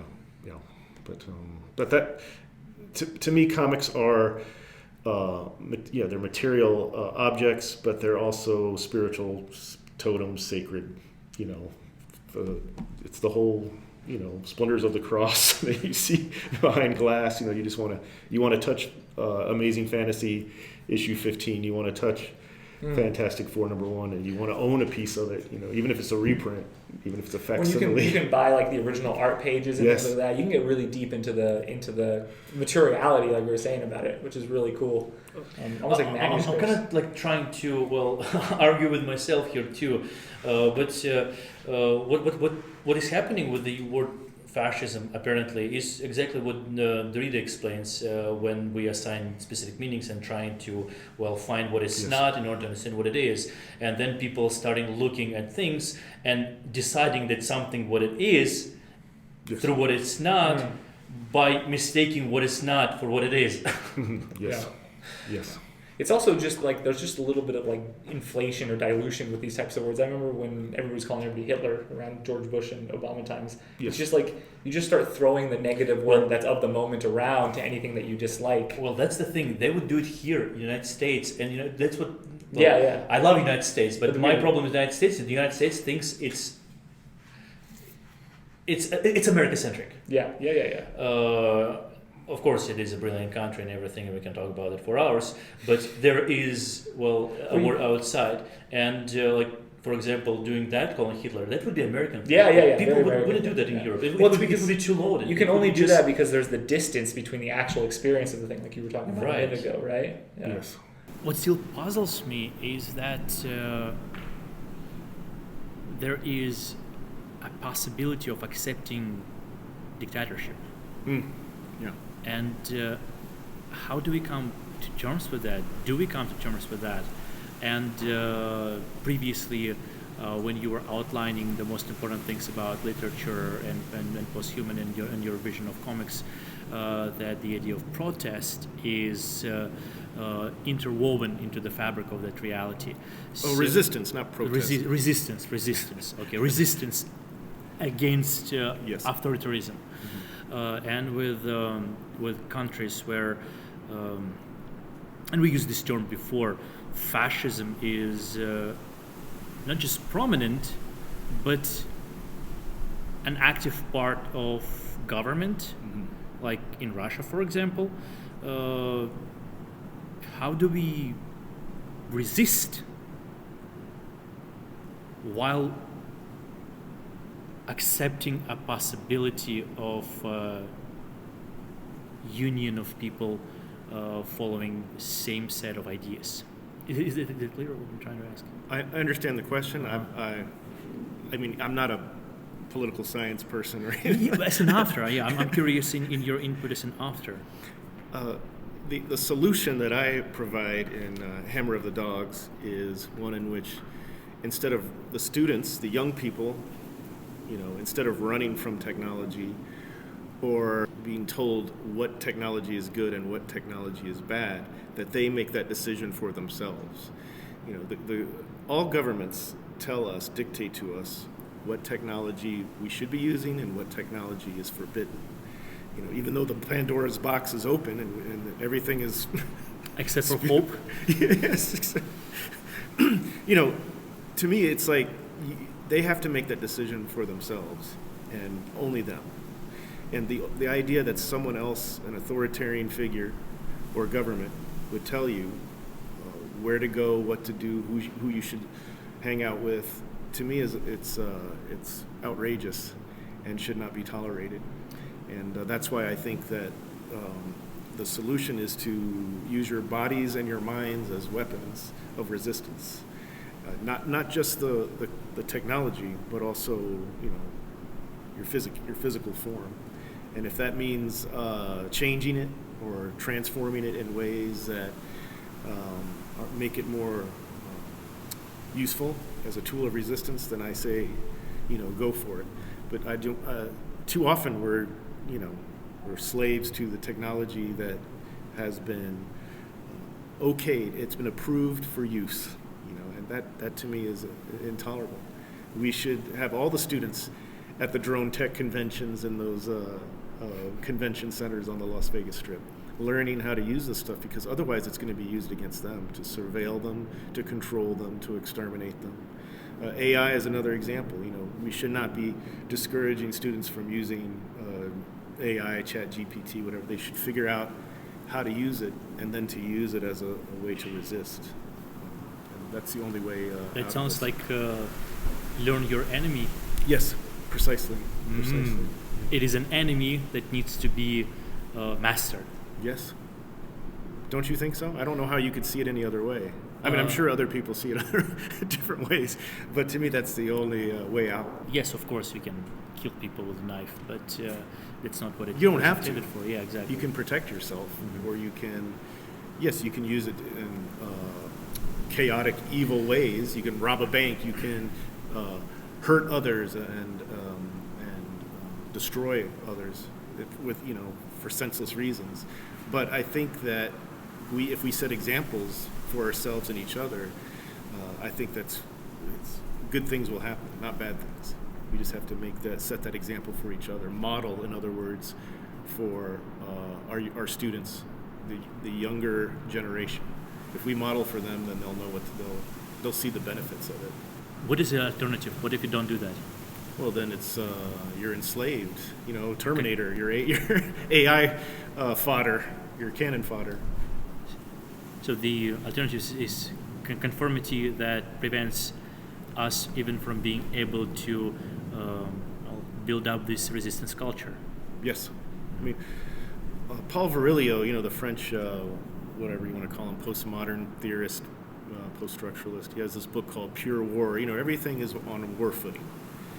So if you understand that you are at war all the time, the governments are at war with other governments and with their own populations, and if you just see that very clearly, then you begin to recognize, well, we've got to resist, we've got to fight back. I don't want to be recruited. I don't want to be drafted. I don't want to enlist. I don't want to participate in this insanity. There's another way. But this is Hobbesian idea, isn't it? This is Leviathan, the constant state of war, the natural state. I mean, it's a little bit of Rousseau, a little bit of Leviathan, yeah, a little bit of Nietzsche, a little bit of everything. But there's no one theorist or thinker, we have to follow all his his checklist. We can make up our own checklist. Take from here, take from there. I don't see the problem. Well, I kind of see the problem with, so here are two illustrations, right? One country for like 30 years Yes. Promotes the culture of conformity Yes. and ends up with a population that is meek, that is Yes. not interested in doing anything else, that appears to be just following the guidance. And then we keep hearing the majorities like us, war is Yes. peace is war, truth is lies, lies is truth, and so on. Very Orwellian in this sense. And there is another country, and the country is being invaded. People are being killed, Yes. and there is a very great rationalization of another type of unity and another type of conformity. And I'm kind of afraid to use this word conformity in the relation to the second country. Well, let's name them Russia and Ukraine. Yes. And people will probably hate me for saying that, but I see signs of developing conformity in Ukraine too. Yes. And I'm afraid of That's what war does. That's what war does, and I'm afraid of where it would lead us to. Well, And this is different type of conformity. This is zealotous conformity. This is a conformity that is being revered. yes. This is a conformity that helps us survive. This is a necessary type of conformity. So what's up with that? Well, I think conformity is protective and can be helpful to a degree, but we've only seen it work in the negative way. The apocalyptic way. Whether it's Nazi Germany or even just take the Vietnam War. I mean, that was utter insanity. Was that proxy war necessary in order for the U.S. and Russia, the Soviet Union, for them to avoid a nuclear conflict? I mean, I don't know. Maybe, perhaps. But in my mind, it was, again, taking young people, throwing them into the maw of the war machine, and then saying, well, we've stopped communism, or we've prevented nuclear annihilation, or we've prevented something worse from coming down the pipeline. I'm not sure, because Have we prevented it? I don't know. I don't believe so. I think it would have been better had we found other means and other ways.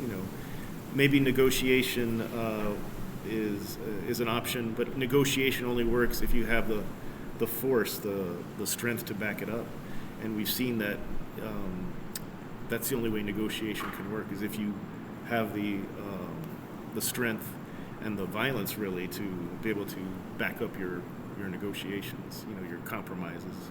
If you do this, then we're going to react in a very aggressive way. If they know that you will do that, then the negotiation, the truce might work.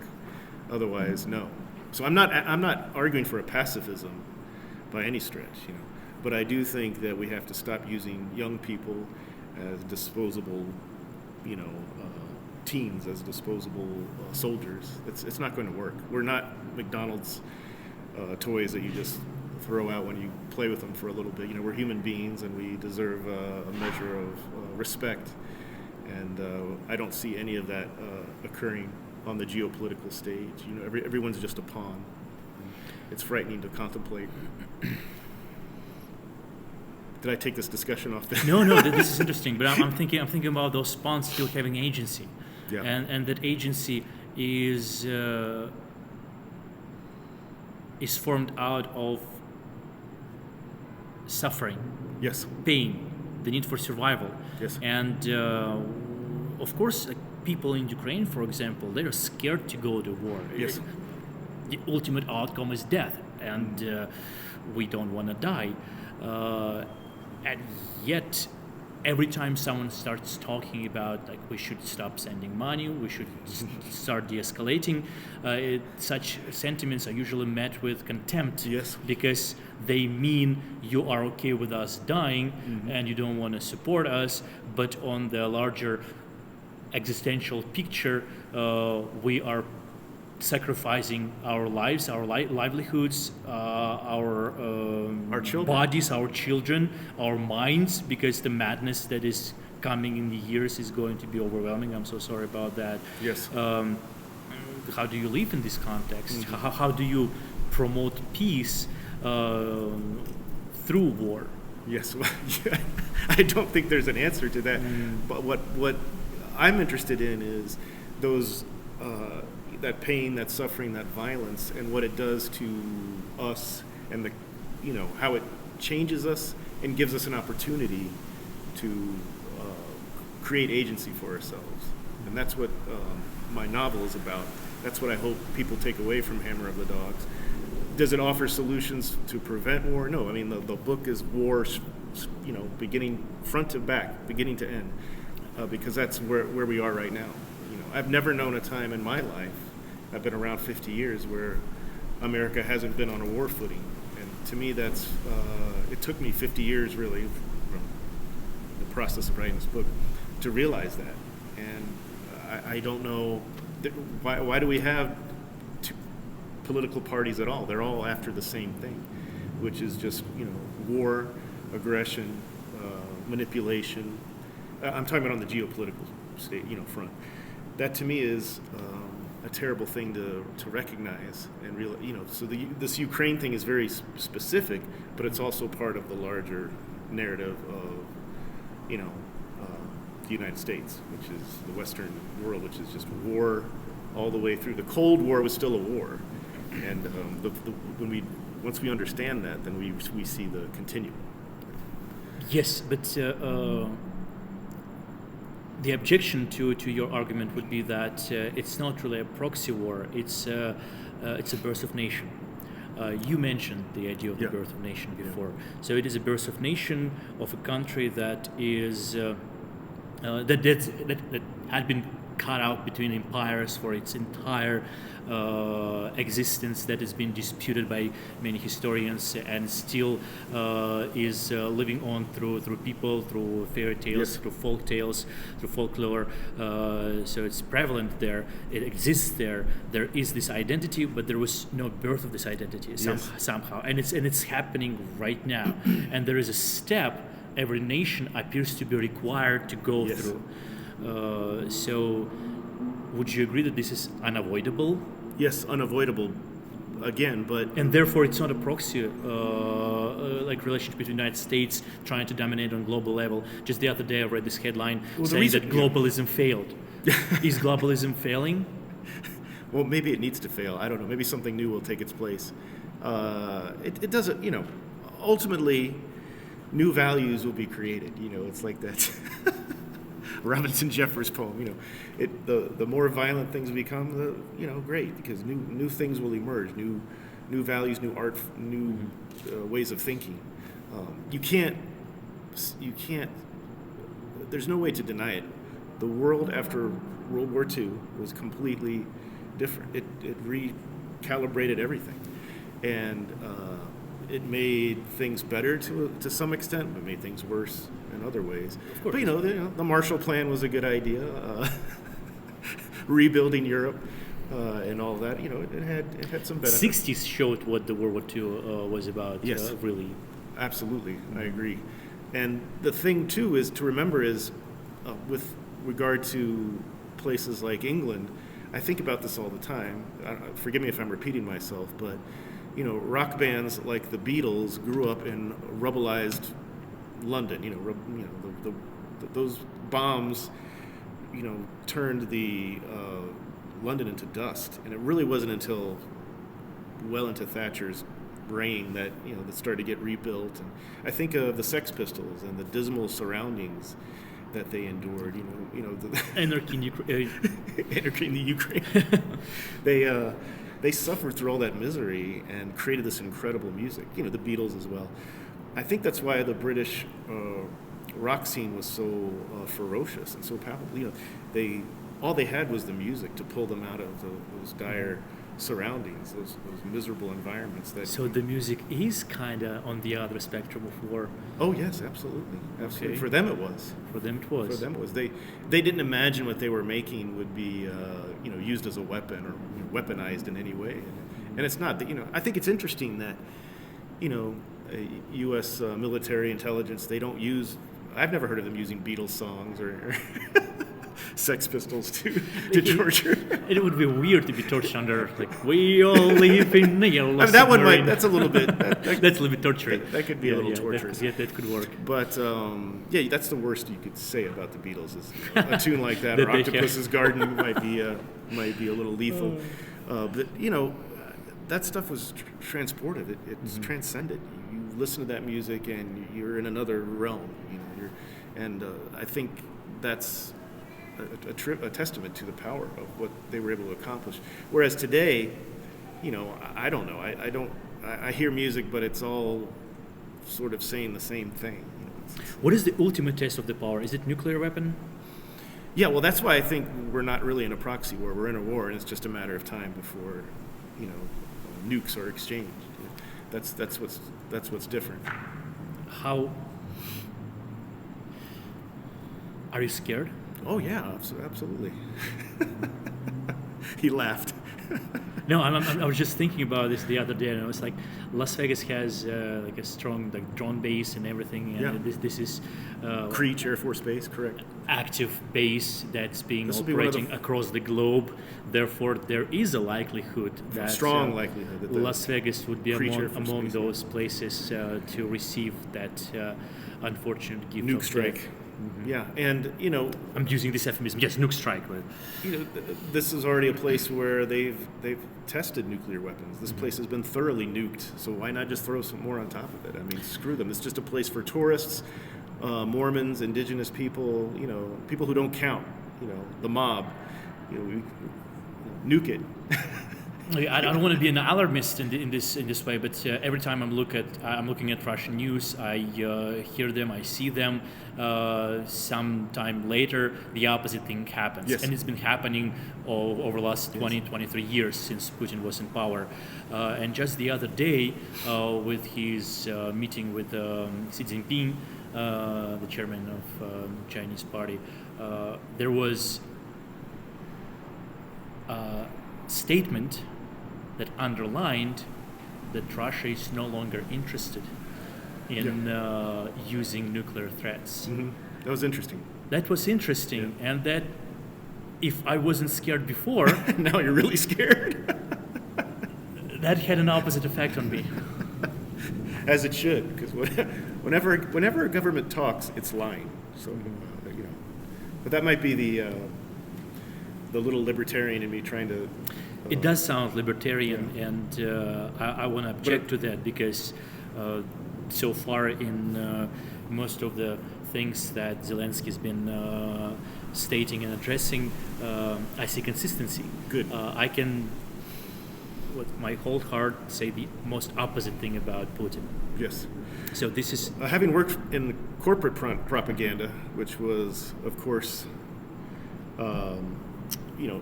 people who worked there had done propaganda for, city, state government. it's war propaganda all the way. Yes. I don't disagree with that. of course. To me, it's just more, lies. That's all, communication. When we talk about corporate communications, we're talking about lies. When we're talking about government communications, it's not like it's any different. It's still just lies. Yeah, but Fabrication. Plato would say that your book is an utter lie and should not exist. Yes, but Plato, you have to remember, was a very unique person in a unique situation. And I don't think everything that he offered was of use to, people who are maybe not part of the Greek state. Of course. There's no doubt. I mean, in the 18th century, Swift is shitting all over the Republic.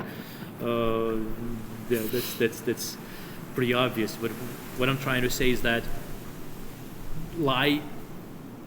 I hate myself for saying that. Yeah. But there is a lie and there is a lie. Yes. There is a lie that is. And some bit of Kantian philosopher in me says, no, there should be no acceptance of lie. But should there be some acceptance of untruthfulness? Well, here's the thing. There's illusions Okay. meant to dazzle and delight and disturb. So it's about rhetorics. Yes. And then there's straight up lies. You don't get Straight the up two confused. You don't get the two confused. You'll never confuse corporate communications with a dazzling novel. you know, that you want to keep going. It takes and you your want to breath keep away. reading. Yes, you'll never make that. You know, you'll never confuse the two. And that's where you know, I have to like make the comment that for me, everything about the allegory of the cave is what we're living right now. You know, the Matrix. This is where we're stuck, unless we, you know, free ourselves, liberate ourselves, take that whatever pill we need to take to in Wonderland. Because otherwise, if we don't, we're stuck, and we won't even know it. Or to use Barbie metaphor, to take a cool shoe or an awful shoe. Yes. Take this one. I mean, can you imagine living an existence where you didn't know what was real and what was fake? That would be a horrifying way to live.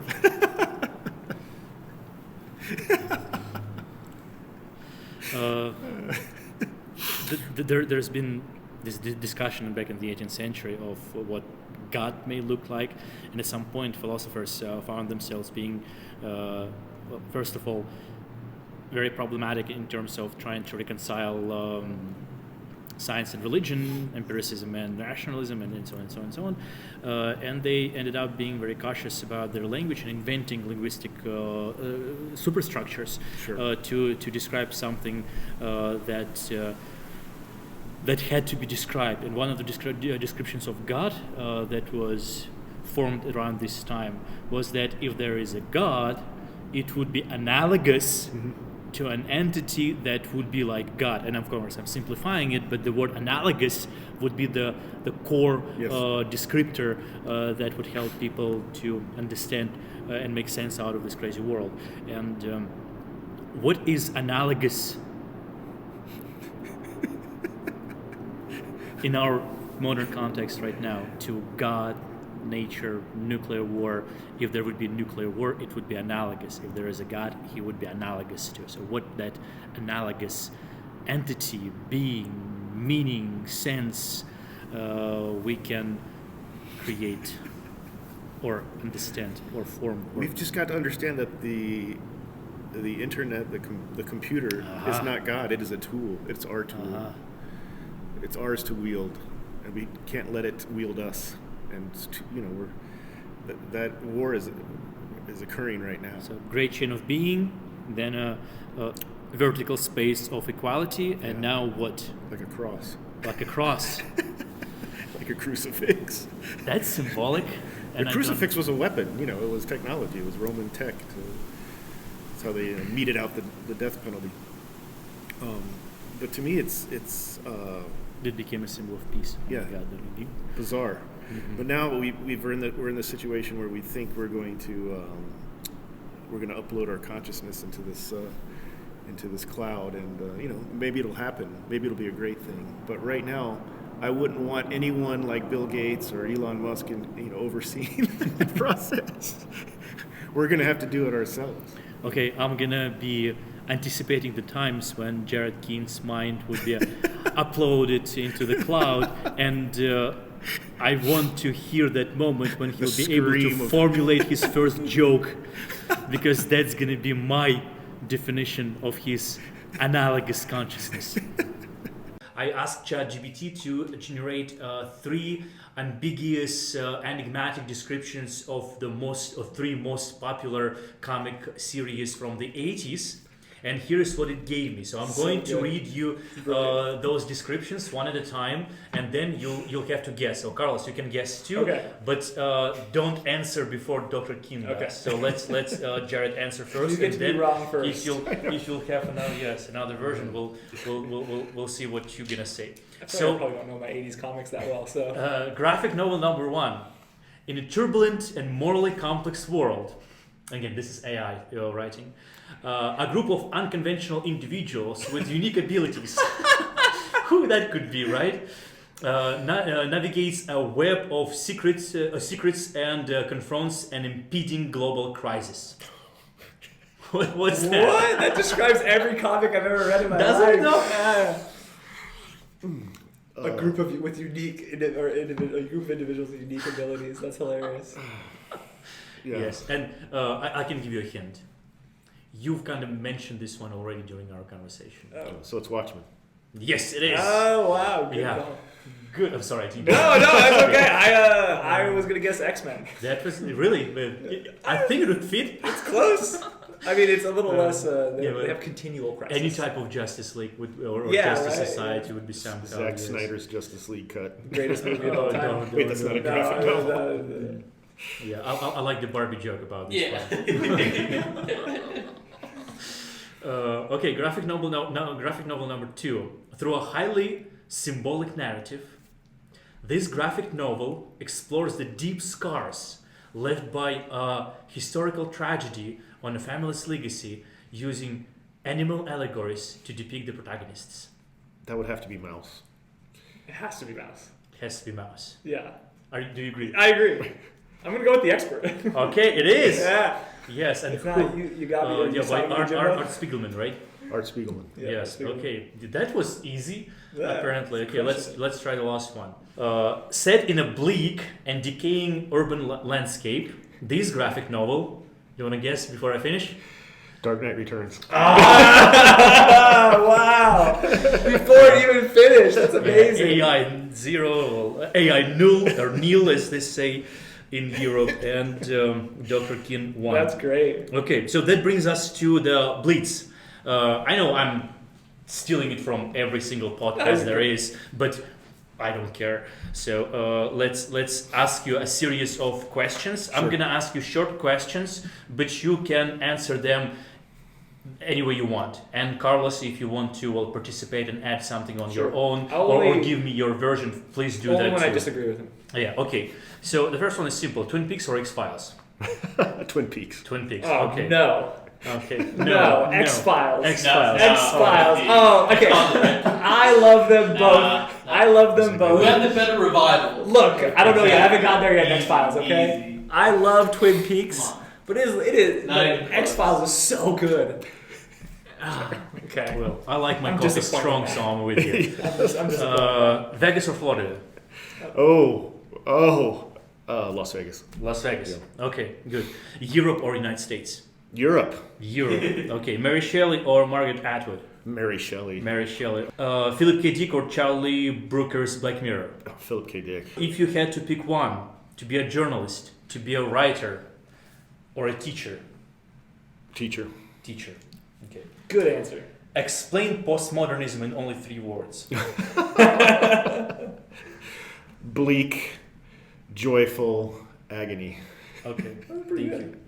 And this one has nothing to do with your novel, by the way, and I think we already managed to identify that. But this is one of the most interesting things I read in Gardner's Art of Fiction, and he says, not everyone is capable of writing junk fiction. It requires an authentic junk mind. Most creative writing teachers have had the experience of occasionally helping to produce, by accident, a pornographer. The most elegant techniques in the world, filtered through a junk mind, become elegant junk techniques. What type of mind writing dystopian novels requires? I have to. There's no limit on. Whatever you want. I think someone who is. It requires a mind that is open to possibility, but wise enough to know that the future is laden with traps and pitfalls.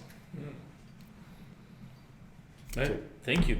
That's good. And the last one, the final one, the one with which we are about to conclude this post-podcast. What does it mean to be human today? We're trying to answer that question. I believe what it means to be, what I would like it to mean, I'm changing the question, is to be empathetic, to be kind and yet capable of resisting authority. Go Rebels, UNLV. Okay, this was Post Podcast. My co-host Carlos Tkach, our guest Dr. Jarret Keene. I realize it's impossible to be kind and empathic and capable of resisting authority, but I think that's what we should I think it's possible. strive to do. I think we've convinced ourselves that it's not possible, but really it is. It's a bit teleological, but Yes. well, how they say Aristotle was a bugger for a bottle. Yeah.